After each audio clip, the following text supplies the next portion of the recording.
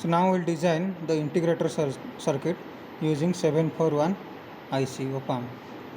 So we know that in case of integrator, the input is a resistor and the feedback circuit is a capacitor. So there are two op-amps, LM741 ICs are there. So using any one of this IC we can design the integrator. So let's take this IC.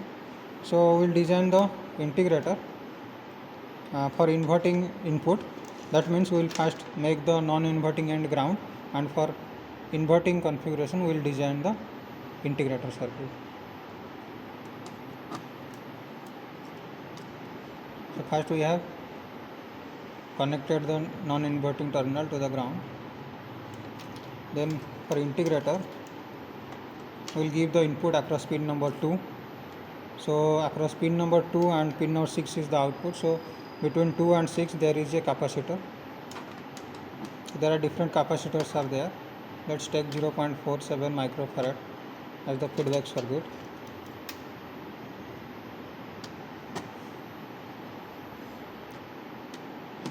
So we have connected the capacitor in the feedback circuit between 2 and 6. So next for input we will give the input through a resistor. Let's take it is 1 kilo ohm resistor.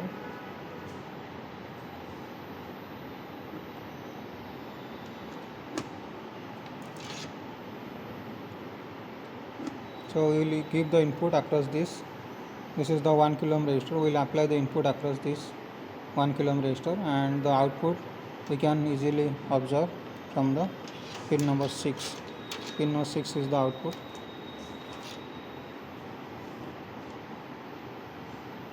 So this is the design of integrator circuit, because in the feedback circuit, this is the feedback circuit. In the feedback circuit there is a capacitor, and across the input there is a resistor of 1 kilo ohm. The capacitor value is 0.47 microfarad. So now we will give the input to 1 kilo ohm resistor, and we will check the output across pin number 6.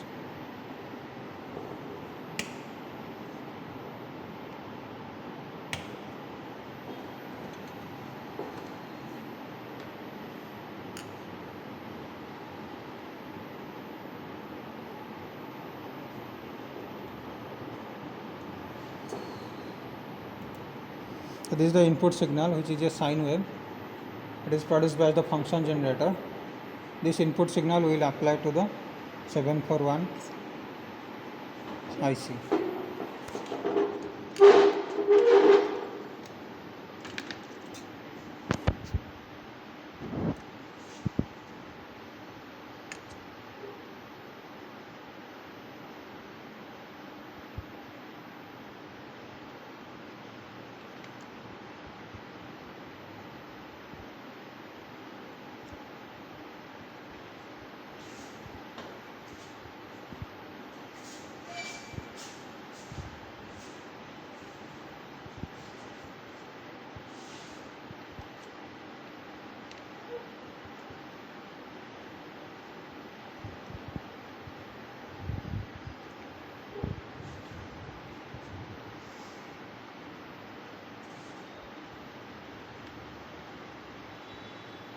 So we gave the input, this input signal to the 1 kilo ohm resistor, that means across the inverting terminal.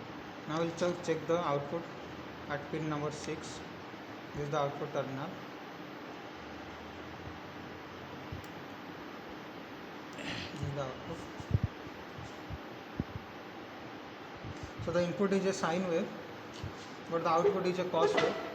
You can easily compare this, because when the sine is at 0, this is the 0 of the sine. When the sine is at 0, the cos is at maximum value. This is the maximum value of the cos signal. When the sine is 0, the cos is at maximum. When the sine is at maximum, the cos value is 0. Easily we can compare.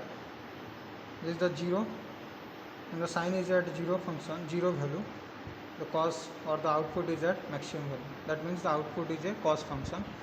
The input is a sine function and the output is a cos function. Similarly, we can give another input. We can give the square wave. This is the square wave. We applied the square wave as input to the op-amp and the output is a triangular wave, because in case of integrator, as we observed that if we give triangular wave, the output is square wave. So in this case, if we give the square wave, the output is a triangular wave. This is the input is a square wave, the output is a triangular wave. This is all about the integrator.